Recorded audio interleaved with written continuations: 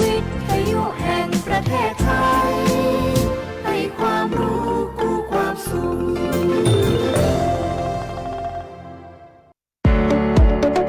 ที่นี่สถานีวิทยุกระจายเสียงแห่งประเทศไทยจังหวัดแพร่ส่งกระจายเสียงด้วยระบบ FM สเตอริโอมัลติเพล็กซ์ความถี่ 91 เมกะเฮิรตซ์ จากนี้ไปติดตามรับฟังรายการร้อยเรื่องราวข่าวสารเมืองแพร่ทุกวันจันทร์ถึงวันศุกร์เวลา 11 นาฬิกาถึง 12 นาฬิกาช่วงตามรอยวัฒนธรรมโดยสำนักงานวัฒนธรรมจังหวัดแพร่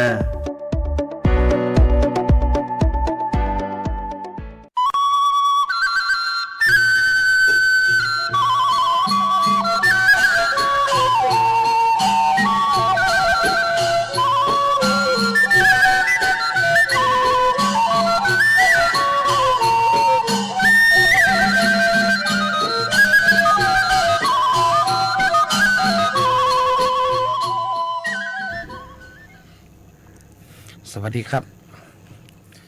ท่านผู้ชมและผู้ฟังทุกท่านนะครับวันนี้เวลาดีเวลางาม11 โมง15 นาทีนะครับ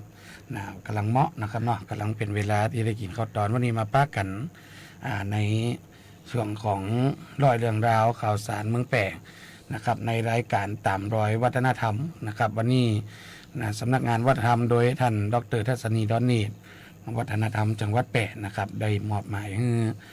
ผม2 คนนะครับมาจัดรายการตามรอยวัฒนธรรมนะครับผ่านทางสื่อนะครับออนไลน์ของสบท.แพร่นะครับ FM 91 เมกะเฮิรตซ์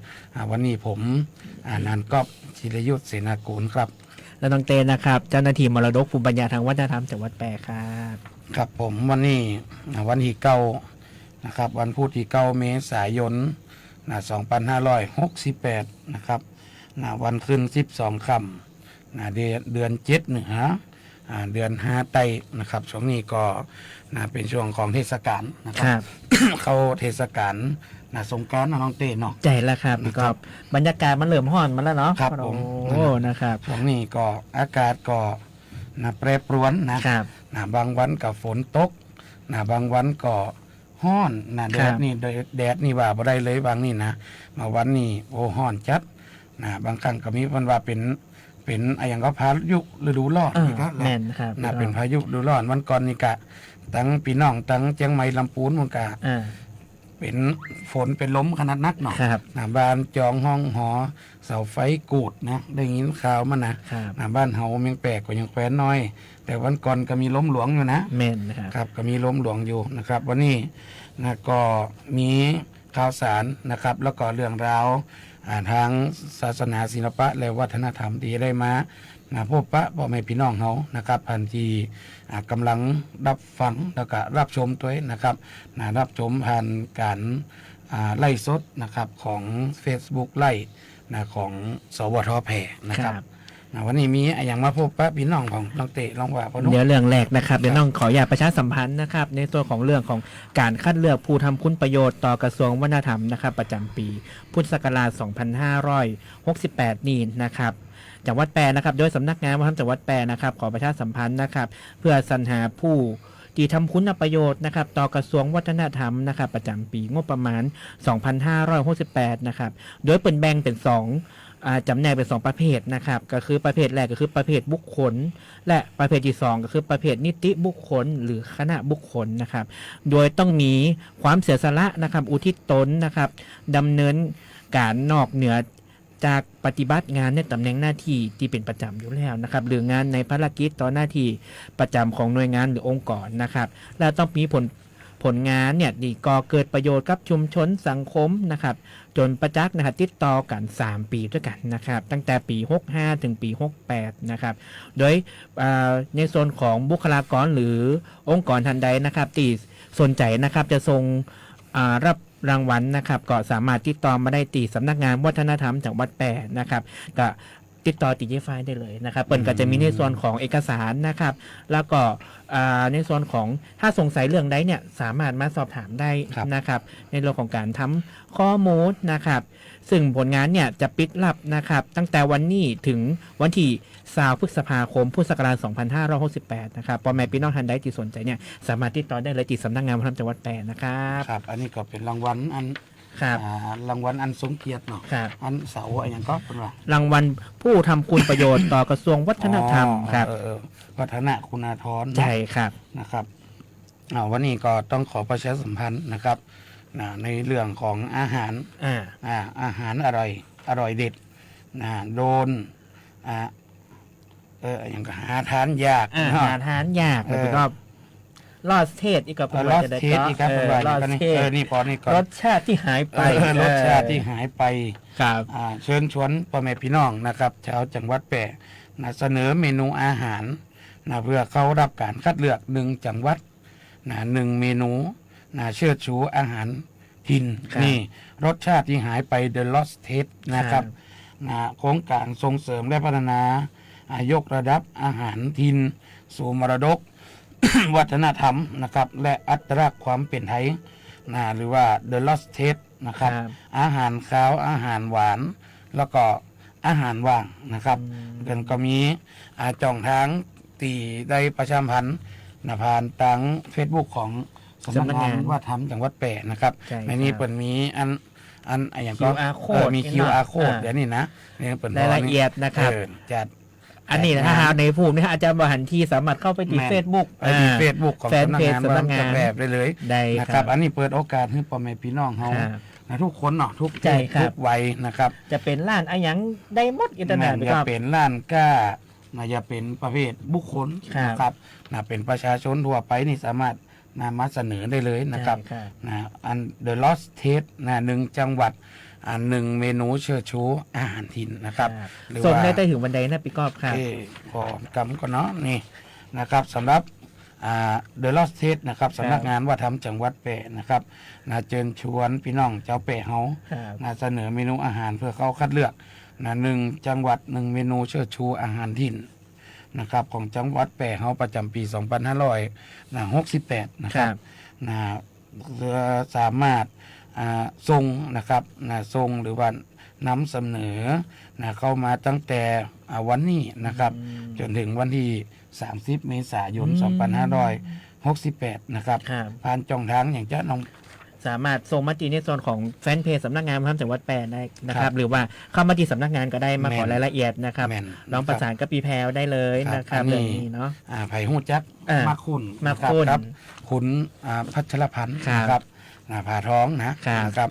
ก็หรือว่าคุณแพรวนี่ ครับ ก็ไปถามเพื่อนนั่นเถอะนะ ใช่ครับ เป็นเจ้าของเลี้ยงเป็นผู้ ครับ เลี้ยงโม ผู้เลี้ยง นั่นนะ โมด นะอันนี้ก็สามารถติดต่อเข้ามา ครับ ทางออนไลน์ก็ได้นะครับท่าน ครับ ใดสะดวกบ้านอยู่ใกล้สำนักงานวัฒนธรรมไข่มะแอว เออมาแอลแม่น มากิน อยู่ น้ำ ทาง เย็ ใด น เนาะ ๆสักแก้วเนาะ ครับ แต่มาหันมาพอดูว่าอันเดอะลอดเทศนี่เป็นโครงการจะได้อีเนาะ ครับ มาติดต่อได้ติดสำนักงานได้เลย มากินน้ำเย็นสักแก้วกับจิมพาบาได้เนาะ ได้ ก็เตือนจวนมาได้เลยนะครับ ครับอีกหนึ่งเรื่องนะครับก็จะเป็นในส่วนของการขึ้นบัญชีมรดกภูมิปัญญาทางวัฒนธรรมนะครับปี 2567 นี่นะครับซึ่งอย่างตีเฮาคู่กันนะครับพี่ก็ว่าที่ผ่านมาเนี่ยผ้ามอหอมอีเนาะ ครับ ต้องเป็นมอหอมธรรมชาติด้วยนะครับ อืม ได้รับขึ้นเป็นขึ้นเป็นบัญชีมรดกภูมิปัญญาทางวัฒนธรรมของปี 67 นะครับโดยวันนี้นะครับ9 เมษายนที่วันนี้นี่นะครับก็จะมีการเฉลิมฉลองและแสดงความภาคภูมิใจต่อมรดกภูมิปัญญาทางวัฒนธรรมนะครับของชาตินะครับที่สะท้อนถึงอัตลักษณ์และความหลากหลายทางวัฒนธรรมไทย ซึ่งเป็นรากฐานสำคัญของการพัฒนาสังคมและเศรษฐกิจสร้างสรรค์นะครับโดยพามอหอมนะครับของจังหวัดแปรได้ประกาศขึ้นบัญชีมรดกภูมิปัญญาทางวัฒนธรรมนะครับของปี 2567 นี่นะครับโดยในวันนี้นะครับกระถานวัฒนธรรมนะครับทางทัศนีดอนเนตเนี่ยนำคณะทีมนะครับจะมีปีวุฒิไกรนะครับปีนักครินทร์นะครับเป็นปราชญ์ ชาวบ้านในส่วนของบ้านทางเครือข่ายทางวัฒนธรรมที่เปิ่นครับเขื่อนเรื่องผ้าหมอหอม ครับ นะครับเนาะเปิ่นกับไปรับรางวัลกันแล้วก็ไปเปิดบูธกันได้นะครับพ่อแม่พี่น้องท่านใดที่อยากรวมกิจกรรมนะครับที่อยู่กรุงเทพนะครับสามารถไปได้เลยนะครับตั้งแต่เวลานี้นะครับถึง14.30 นนะครับที่หอประชุมเลขศูนย์วัฒนธรรมจังหวัดศูนย์วัฒนธรรมแห่งประเทศไทยนะครับใครอยากไปล้อมเวิร์กช็อปก็สามารถไปได้นะครับ มีกิจกรรมหนักเนาะ ใจครับ ครับ หลายอย่างนะครับ ทหารเปิ้นขนไปปุ่นกับ อ่า เสเลบเมืองแปด เซเลบเมืองแปดตึงนั่นนะแม่นนะแม่นนะ ไปกันหนักกันหลายนะครับ ครับ พี่น้องเขาเจ้าแปดก็ดีนะครับ ครับ ชาวเหนือเขาที่อยู่กรุงเทพ อ่า ก็เข้าไปแอลได้ตี ศูนย์วัฒนธรรม นะครับ ครั เนาะ บ วันนี้ก็พี่น้องนะครับคณะทีมงานนะค ค รั รั บบ ทีมงานของสำนักงานวัฒนธรรมจังหวัดเอากระขนกันไปปุ่นนะครับ แม่นครับ คนเซเลบเมืองแปดเขาไป กรุงเทพปุ่นนะครับนะฮะกับประชาสัมพันธ์นะครับสำหรับทันทีสนใจนะครับ ครับ กับไปแอลนะครับ ไป ไป แอล แอล ได้ ไปแวะได้นะครับที่ศูนย์วัฒนธรรมที่กรุงเทพมหานครนะครับเนาะ แล้วกับปีนี้ครับรอบของปี 68 นี่ครับเขาเสนอเรื่องในส่วนของประเพณีตักธรรม ครับ นะครับ ประเพณี หนึ่ง ตักธรรม เดียวในโลกนะครับ อืม เนาะ ครับ เดี๋ยวมาลุ้นกันว่าจะได้กอนะครับเดี๋ยวลองดูนะครับเพราะว่าเบื้องต้นเนี่ยในทางสำนักงานวัฒนธรรมจังหวัดแปรนะครับก็ทำข้อมูลแล้วก็ทำวิดีโอในส่วนของนำเสนอเรียบร้อยแล้ว อืม นะครับ อืม เดี๋ยวต้องรอรุ่นว่า อ่า ปีนี้เขาจะมีรุ่นก่อน ตักธรรม นะครับ นะ ใจครับ ตากทำตามเข้ามา หิ่งไฟพระเจ้า ไฟพระเจ้า คบ เนาะนะครับช่วงนี้ก็ยังพออย่ามีเวลาด้วยกันอยู่นะครับ ครับ เวลาดีเวลางามนะครับ ตั้งแต่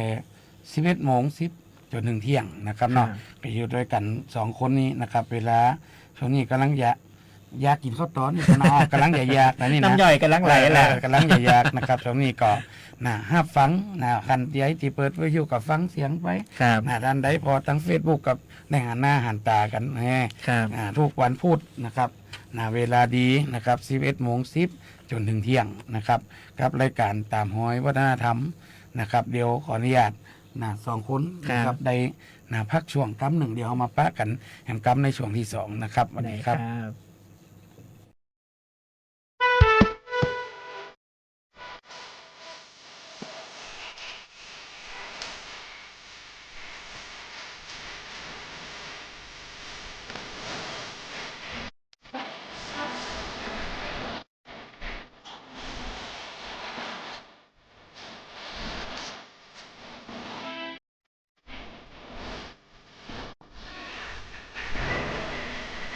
โ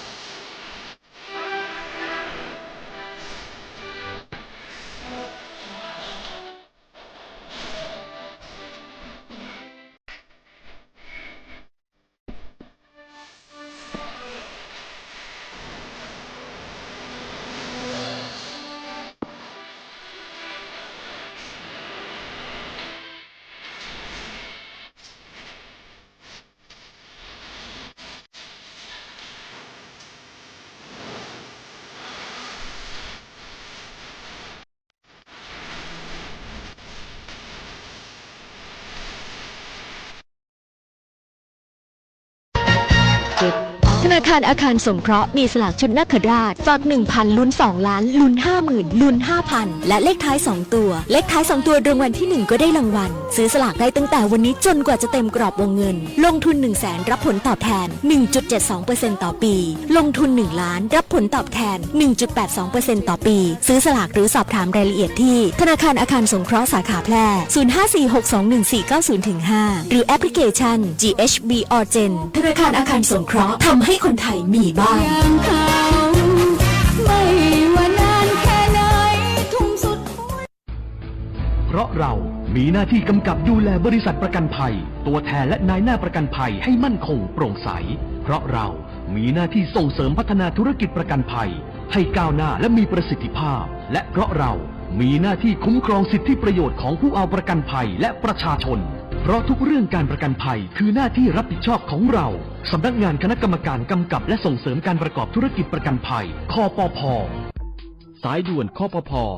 1186มีปัญหาด้านการประกันภัยติดต่อสอบถามได้ที่สำนักงานคปภ.จังหวัดแพร่ตรงข้ามวิทยาลัยเทคนิคแพร่เลขที่ 36/3-4 ถนนเหมืองหิดตำบลในเวียงอำเภอเมืองแพร่โทรศัพท์ 054-522-698 และ 054-522-076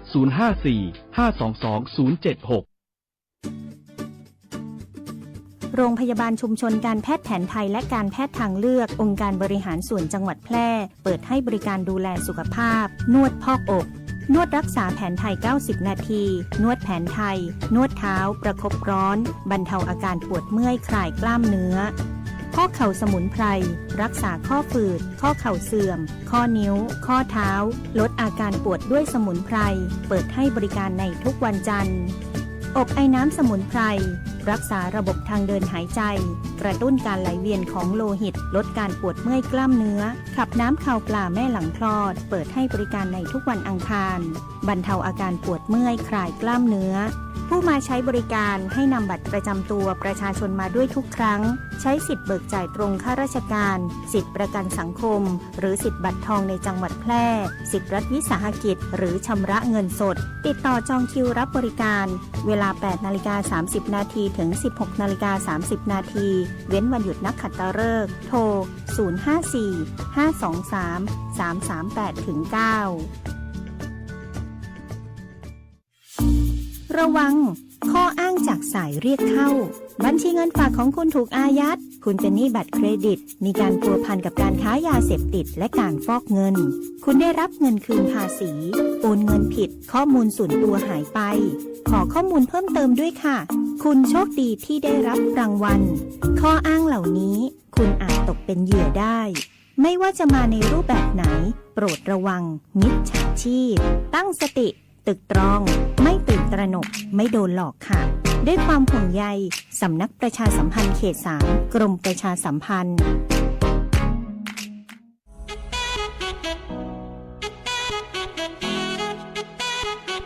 ขับไม่ดื่มดื่มไม่ขับอย่าลืมนะคะ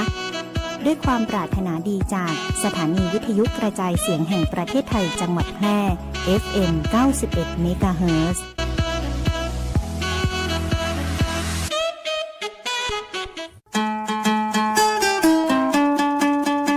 กำลังฟังรายการตามรอยวัฒนธรรมโดยงานประชาสัมพันธ์สำนักงานวัฒนธรรมจังหวัดแพร่ทางสวทแพร่ FM 91 เมกะเฮิรตซ์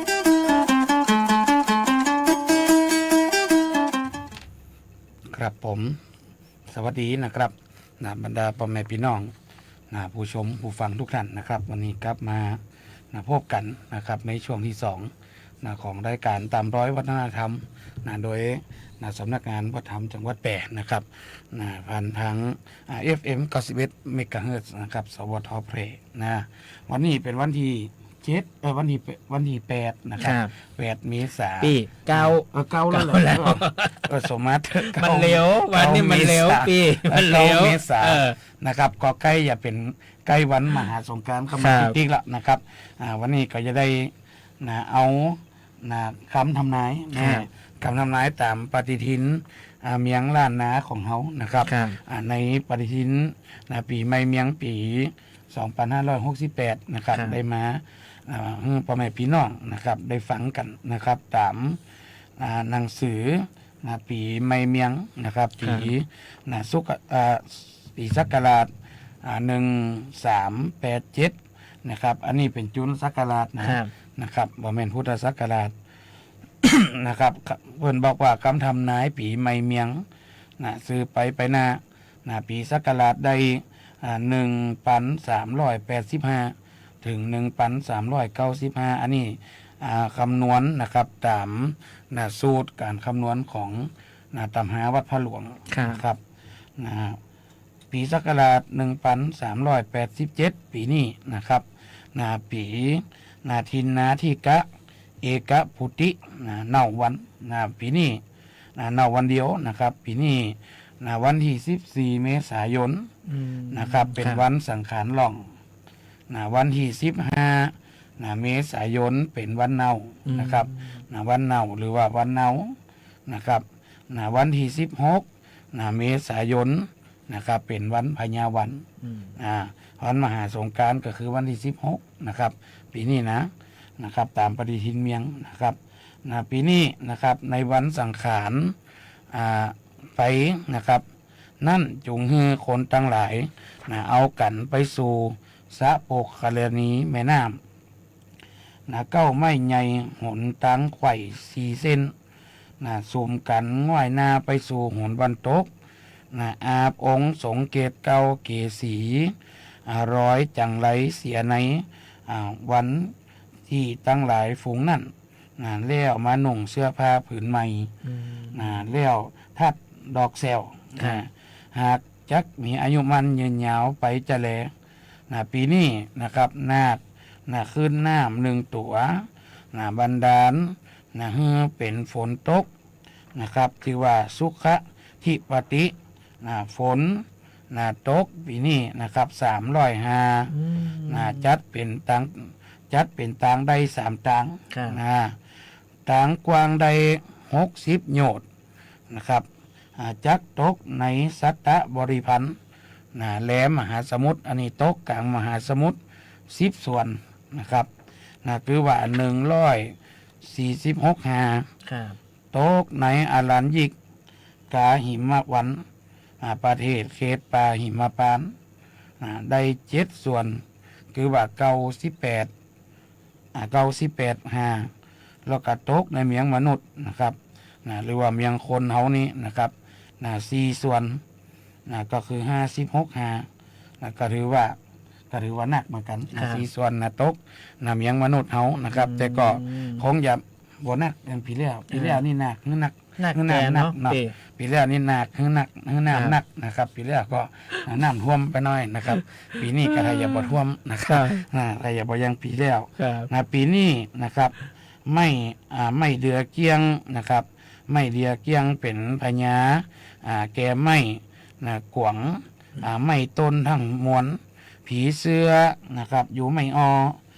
ผีเสื้ออยู่ไม่อันใดอย่าไปฟักฝัน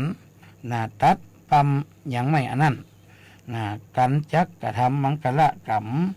อย่างใดฮือปูจาผีเสื้ออยู่ไม่เสียก่อนนะครับก็หากจักสมฤทธิ์จะแลเทวดานะครับวางเครื่องประดับโหนอีสานปานเคาะจกโหนหอระดีบาปลักษณะตกอีสานในติสะทั้ง3 แห่งนี้กระทำมังกรกรรมอาบน้ำดำหัวสะสำละตนตัวยาง่อยนาไปตองบดีแลอันนี้ก็เป็นกรรมทำนายนะครับในศักราชนะครับปีนี้ตรงกับปีจุลศักราชได้1,387 ปีนะครับหรือว่าปีทินะทิกะเอกบุตินะครับตามปฏิทินจุลศักราชนะครับวันนี้นะครับปีนี้นะครับวันมหาสงกรานต์นะครับนางสงกรานต์ปี 2568นะครับคือนางธงสะเทวีนะครับนางธงสะเทวีนี่เป็นไผนะครับนางธงสะเทวีนะครับหรือว่านางธงสะเทวีนะครับเทวีองค์นี้เป็น1 ใน 7 นางนะครับที่พลัดเปลี่ยนกันมาในแต่ละปี โดยตำราโบราณระบุไว้ว่าลักษณะของเทวีจะสะท้อนถึงสงกรานต์ในปีนั้นๆนะครับเพราะว่าจะเป็นความอุดมสมบูรณ์นะครับความเปลี่ยนแปลงหรือว่าภัยพิบัติที่อาจจะเกิดขึ้นซึ่งเป็นการผสมผสานนะครับระหว่างคติความเชื่อแล้วก็การดูดวงดวงดาวนะครับอย่างลึกซึ้งเทวีประจำปีจึงเปรียบเสมือนโหรหญิงโหรหญิงแห่งจักรวาลที่จะมาบอกแนวทางชีวิตนะครับของปี 2568 นะครับศักราชนี่เปิดนับนะครับตามเมียงเขานี่เปิดนับตั้งแต่ปีไม่เมียงเป็นนะครับเนาะเป็นการเปลี่ยนศักราชเนาะปีน้องตามจันทรคตินะครับนางสงกรานต์ปี 2568 นะครับก็คือนางทุงสะเทวีทรงพระหนะคือครุฑเสด็จโดยท่านอนรับเนตรนะครับหรือว่ารับตาเป็นลักษณะพิเศษในปีนี้นะครับโดยมีรายละเอียดก็คือทรงพาหุรัตทัดดอกทับทิมอาพรแก้วพัฒมรากพักสาหารคือผลมะเดื่อนะครับหรือว่าผลอุทุมพรพระหัตถ์ขวาทรงจักรพระหัตถ์ซ้ายทรงสังสื่อถึงพลังอำนาจการปกป้องนะครับการรู้แจ้งในสรรพสิ่งเสด็จมาเหนือหลังพญาครุฑซึ่งเป็นพาหนะสำคัญที่สื่อถึงความมั่นคงความศักดิ์สิทธิ์ในทางโหราศาสตร์นะครับก็คือพระนางทุงสะเทวีเป็นนางสงกรานต์ในปีนี้นะครับปีนี้นะครับก็อาจจะมีหลายๆที่นั้นหลายอำเภอนะครับที่มีกิจกรรมนะครับมีการจัดงานสงกรานต์ช่วงนี้หลายที่ก็จัดนะครับมาเดี๋ยวนี้เปิดเริ่มจัดแล้วนะพี่ก็มาเดี๋ยวนี้ครับเพราะว่าเขาว่าปีนี้เนี่ยจังหวัดแปดเปิดเล่นตั้งแต่วันที่7นะครับถึงวันที่21นะครับพี่ก็โดยปกติอย่างตอนนี้นะวันที่9อีนอด7ถึง9เนี่ยเปิดจะมีประเพณีถ้ำผานางคอยนะครับก็จะมีในส่วนของชมขบวนรถแห่อัตลักษณ์ชุมชน10 องค์ก่อนปกครองตนท้องถิ่นมีแสดงนิทรรศการแสดงบนเวทีประกวดธิดาถ้ำผานางคอยการแสดงดนตรีและซุ่มของดีบ้านเฮานะครับอันนี้เปิดกายจาตีถ้ำผานางคอยอำเภอร่องกวางนะครับวันที่9ถึง13 เมษายนนะครับก็จะมีกิจกรรมขนนมอห้อมแปะมวนแต่ปีใหม่เมืองนะครับกระตรงในส่วนของลานวัฒนธรรมหน้าโรงเรียนบ้านทุ่งโฮงนะครับอำเภอเมืองแปะนะครับ14ถึง15แล้วก็17นะครับจะมีกิจกรรมแอลกาดกำตุงหนุ่งหม้อห้อมปีใหม่เมืองติกาดนัดวัดจองใต้ถนนเมืองฮิตต้นถงนะครับและถนนเจริญเมืองนะครับก็จะมีในส่วนของกิจกรรมส่งเสริมการท่องเที่ยวนะครับอันนี้เปิดจัดโดยทกจนะครับเนาะเที่ยวแพร่เที่ยวสนุกทุกฤดูเที่ยวแพร่ฤดูร้อนนะครับแล้ววันที่13-17นะครับก็จะมีแหมในส่วนของเทศบาลนะครับจะเป็นประเพณีสงกรานต์นะครับดอกลมแรงบานสงกรานต์เมืองแปดหนุ่งหม้อห้อมแต่งามตานะครับตีลานวัฒนธรรมการสามไว้บริเวณหน้าสารกลางจังหวัดแปดนะครับถนนเจริญเมืองตลอดสายเลยนะครับก็จะมีในส่วนของปากันยะขนมทำบุญเข้าวัดนั่นนี่นะครับเป็นยังมีแข่งจีสโปกด้วยนะครับพี่ก็มีแข่งวันแข่งจีสโปกวันที่13ครับ13แข่งยาลาบกับมีวันที่13เหมือนกันใช่ครับสปะเนาะใช่ครับมีหลายอย่างนะครับแล้วก็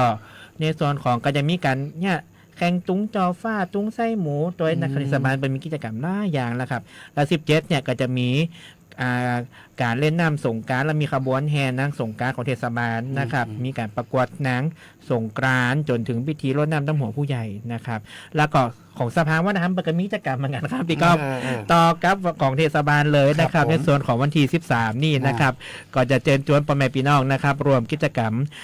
เชิญชมการแสดงศิลปะวัฒนธรรมสร้างสรรค์นะครับเบญจเพรีเบิกฟ้า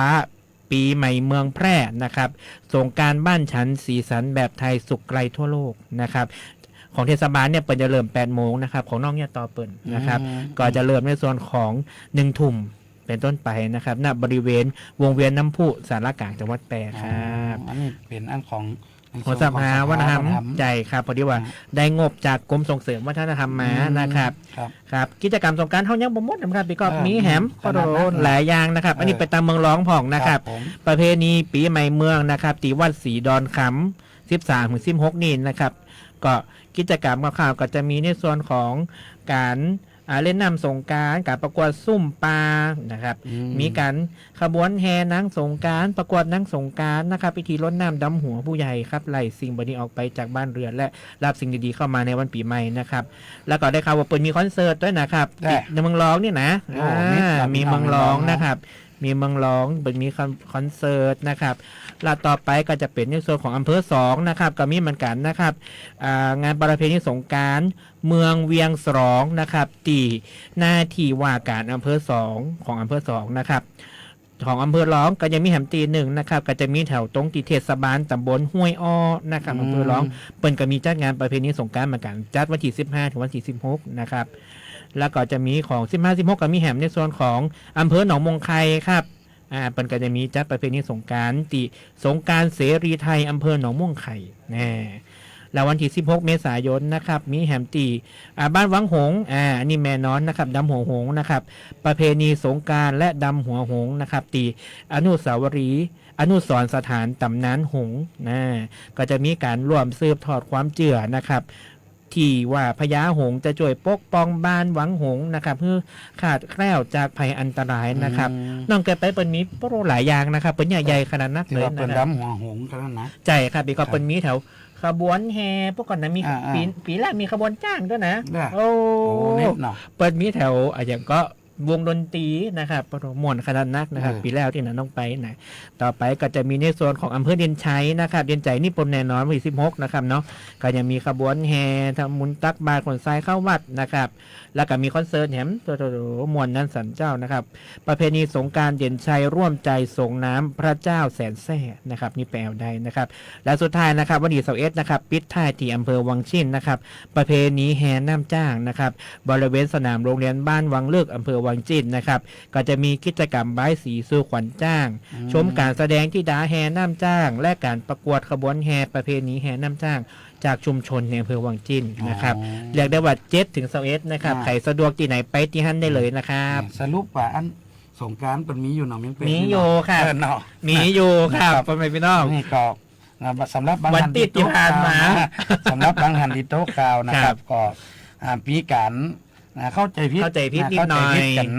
นะไปหลายๆเรื่องหลายเล้าเนาะครับเนาะตีกันไปหลายซื้อนี่ก็ ใช่ เจ้าหมูต่างจังหวัด มีข้าก็อีแหละพี่ เฮ้เพิ่นบ่ยากกันแล้ว เพิ่นบ่ยากนั่นแหละ ห้องเพิ่นก็จองลงแล้ว จองแล้ว จ้ จ้า หยังกันหมดเดี๋ยวก่อนเฮาก็สิได้ฮู้เทื่อนี้บ่ยากหยังกันนี่เนาะเดี๋ยวก็ได้ขอสรุปแล้วมาเดี๋ยวนี้ว่า มีเหมือนเดิม งานสงกรานต์เฮาก็เหมือนเดิมนะครับวันสงกรานต์เมืองแปะเฮานะครับอันบ่แม่นวันไหลนะ บ่ใช่วันไหล วันไหลนะ เออ วัน27นะครับ ก็เป็นวันสงกรานต์นั่นน่ะนะครับ บอกเลยว่าบ้านใกล้เรือนเคียงนะพี่กอบ ครั เนาะ บ ตังเจ้าหมูจากวัดใกล้เคียงเนี่ยวันที่17นี่เปิ่นตึงมา เอาปัญญามากันขนาดนักวันนี้ โอ้ ปฏิสาบข่าวนี่ก็เจ้าหมูทั้งลำปาง ครับ ลำปูนเชียงใหม่นี่มากัน ครับ ดืดๆนะเมียงนานเมียงเนินใกล้ตรงนี้ปัญญามาแอลนะ แล้ว ครับ เป็นแถมยางหนึ่งที่เป็นเอกลักษณ์เนาะพี่กอบ ครับ คนจะใส่เสื้อหม้อห้อม เสียมาหอม เนาะ นะ ปะโถ ปีนี้เพิ่นบอกว่าอันรงนรงค์ โด นะ น ครับ ลงค์ ปีใหม่เมืองแปะปี ครับ 2568นะครับหนุ่งผ้าเมืองอู้กับเมืองดำหัวแบบคนเมือง ครับ นะครับสงกรานต์บ้านฉันสีสันแบบไทย ครับ สุขไกรทั่วโลก อืม นะครับก็ช่วงนี้นะครับเดือนเมษาก็โดยสำนักงานวัฒนธรรมจังหวัดแปะนะครับก็รณรงค์ ครับ นะครับกับหน่วยงานนะครับแล้วก็ประชาชนทั่วไปหนุ่งผ้าเมืองนะครับ ครับ คือผ้ามอหอมนะครับ ครับ เนาะตลอดทั้งเดือนอีกครับ ครับ ว่า แมนครับเดือนเมษายนนี่นะเปิดตั้งแต่สุดเดือนตั้งแต่คนบ้านเฮาเนี่ยนะ แม่นนะครับ ครับ ครับสำหรับวันช่วงเทศกาล ครับ สงกรานต์นะครับช่วงนี้ก็ขอประชาสัมพันธ์นะครับกระเตือนพ่อแม่พี่น้องเฮาตัวนะครับปีนี้โดยกระทรวงวัฒนธรรมนะครับโดยความห่วงใยจากกระทรวงวัฒนธรรมนะค ครับ รับ สิ่งนะครับที่ควรปฏิบัติ ในวันสงกรานต์นะครับสิ่งที่ทำได้เป็นว่าหนึ่ง อันนี้สงฆ์นำพระนะครับสงฆ์นำพระนี่ก็ขอประชาสัมพันธ์รณรงค์นะครับ ครับ ทุกท่านก็ไปสงฆ์นำพระได้ตามวัดที่ใกล้บ้านนะครับ หรือว่าวัดที่เป็นสถานที่ท่องเที่ยวที่เขาสะดวกที่จะไปนะครับ ครับ ก็เรียนเชิญทุกท่านเป็นประเพณีนะครับเนาะได้สงฆ์นำพระแต่ละวัดก็จะมีการตั้งนะครับพระพุทธรูปตั้งโต๊ะตั้งขันน้ำที่พ่อแม่พี่น้องพุทธศาสนิกชนเขาได้ส่งน้ำนะครับ ครับ ก็ไปได้นะครับทุกที่สะดวกนะครับ ครับ ทุกวัดสองนี่ทำบุญตักบาตรนะครับบางคนนี่ครับลูกต่างจังหวัดมาเนาะครับเนาะกลับมาบ้านมาจองนะครับ ก็บ่ได้ใส่บาตรบ้านพวกเขาสักเตี่ย ครับ นะครับ หรือว่าบ่ได้ใส่บาตรเมืองแปะสักเตี่ยก็กลับมาบ้านก็มาทำบุญตักบาตรหาบรรพบุรุษนะครับปู่ย่าตายายผู้ล่วงลับไปนะครับแล้วก็รดน้ำดำหัวผู้ใหญ่นี่ก็แน่นอนเนาะครับเนาะครับมาก็ต้องไปดำหัวนะครับก็พระเจดีย์ทรายแต่ละวัดก็มีนะครับโดยเฉพาะวัดในเขตเทศบาลนี่โดยเทศบาลเมืองแปะเป็นกะคือมีการจัดนะครับจัดการสงฆ์นำพระแล้วก็เจดีย์ทรายทุกๆวัดเลยในเขตเทศบาลเนี่ยนะ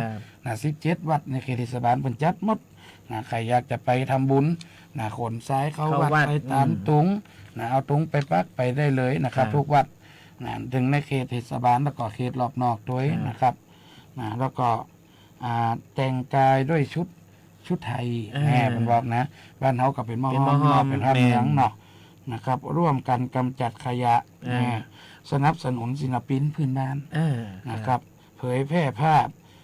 การเข้าร่วมกิจกรรมสงกรานต์นำเสนอการละเล่นแบบพื้นบ้านนะครับ แล้วก็มีอันหนึ่งอันนี้ก็คืออันนี้บ่ห้ามเนี่ยห้ามเนี่ยนะนี่นะตะกี้นี่สิ่งที่ทำได้นะครับ หรือว่าสิ่งที่ควรทำอันนี้ห้ามเนี่ยนะครับสิ่งที่ห้ามเป็นว่างดเล่นแปลงนะครับ หรือวัสดุที่จะเป็นอันตราย อันนี้ก็หันกันมาหลายปีเนาะ บางแต่มันเข้าตาเนาะปีเนาะแป้งนี่นะบางอย่างบางคนปัจจัยแป้งเนาะใจเป็นอย่างอื่นนี่บางคนเพ่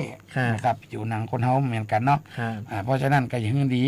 เขาก็หลีกเลี่ยงนะครับเนาะการหลีกเลี่ยงนี่ก็ใจน้ำก็เอาละนะครับเอาน้ำละห้ามแต่งกายว่าผิวในพื้นที่สาธารณะนะครับเนาะอันนี้ก็โดยความห่วงใยนะครับบางแต่มันเป็นกิจกรรมรวมกลุ่มคนนะพี่เนาะบางแต่ถ้าน้องๆที่มันแต่งว่าวิวมันเนี่ยมันจะอาจจะโดนลวนลามเหมือนกันได้ขึ้น โดยเฉพาะน้องๆเยาวชนโมยิงนี่นะเยาวชนเขาวัยรุ่นเขายังเตี่ยเขาน่ะไม่ได้เกิดเขาแต่งไข่งาม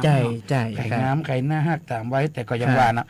ทุกอย่างมันก็มีดาบสองคมแมนนะครับเป็นดาบสองคมแต่ก็หล่อแหลม ใช่ครับหล่อหูหล่อตาบางคนก็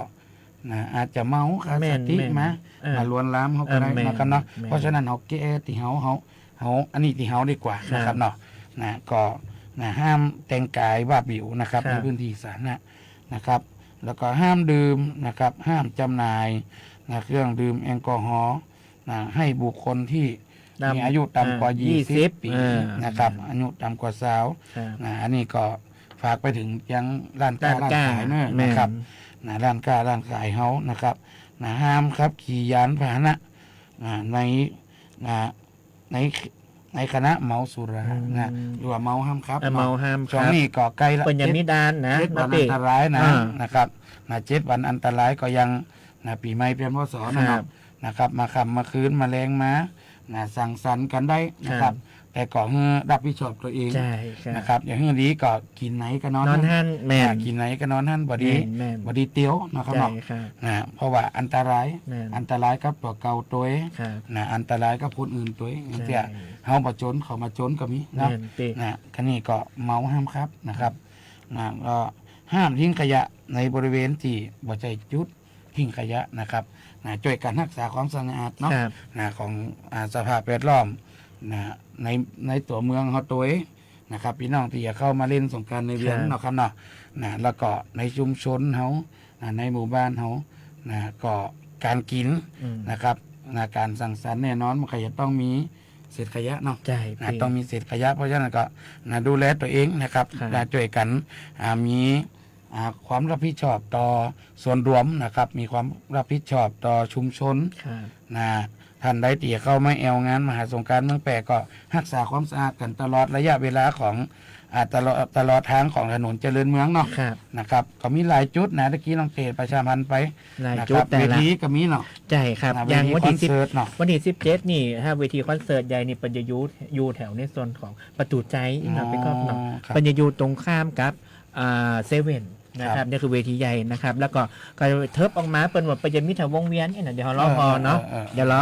รอความกระจ่างแน่นอนแต่เปิดว่าจักเหมือนเดิมแน่นอน ครับ นะครั แล้ บ วก็โดยความหวังห่วงใยนะครับ ครับ และความปรารถนาดีจากสำนักงานวัฒนธรรมจังหวัดแพร่นะครับ ครับ นะโดยการนำท่านดรทัศนีดอนิตวัฒนธรรมจังหวัดแพร่นะค ครั รับบ อันนี้ขอย้ำกันกำหนึ่งนะครับช่วงนี้ก็ดูแลตัวเองนะครับเนอกในช่วงของเทศกาลสงกรานต์นะครับ ครับ นะบอกว่าการจะเป็นการดื่มเครื่องดื่มแอลกอฮอล์การมึนเมานะครับการขับขี่โดยประมาทนะครับแล้วก็แหมข้อหนึ่งนะครับเรื่องของการล่วงละเมิด นะหลวงละเมิดนี่นะปีนี้นี่เปิ้นย่ำขนาดนะครับ นะครับเนาะนะบอกว่าจะเป็นในช่วงของนะการอยู่ในกิจกรรมที่มี ครับ คนหมู่มากนะครับเนาะจะเป็นขบวนแห่เป็นหยังก็ดีนะครับเนาะนะบดีไปหลวงละเมิดกัน ครับ นะครับ บางแต่ วั มันไปล่วงซิดเขาเนาะพี่เนาะ แม่นครับ โอ้ นะบางคนเปิ้นกระบจีสอบเนาะ แม่น นะบางกระจีสอบนะครับนะใจเปิ้นใจตัวนะครับเนาะ ครับ นะบอดีการแตะเนื้อต้องตัวคนอื่นก็เป็นสิ่งที่ละเมิด ใช่ สิทธิส่วนบุคคลอยู่แล้วนะครับ ครับ เนาะนะโดยมันอย่าส่งไปถึงอย่างที่มันต่อไปเห็นบอดีบ่งามนะครับเนาะนะ จะได้ก็เล่นที่พอเหมาะ ครั พ บ อควรเนาะ ผม พี่เนาะ นะเล่นให้มีขอบเขตมี แม่ พอเหมาะพอควรนะครับ ครับ นะดูแลตัวเองนะครับนะในช่วงของเทศกาลสงกรานต์7 วันอันตรายเนาะนะด้วยความปรารถนาดีนะครับสำหรับทุกท่านวันนี้นะครับร้อยเรื่องราวข่าวสารเมืองแปะในช่วงของรายการตามร้อยวัฒนธรรม โดยสำนักงานวัฒนธรรมจังหวัดแปะนะครับท่านดรทัศนีดอนเนตวัฒนธรรมจังหวัดแปะนะครับได้มอบหมายให้ผมจิรยุทธเสนากูลนะครับเจ้าหน้าที่กลุ่มพิธีการนะครับ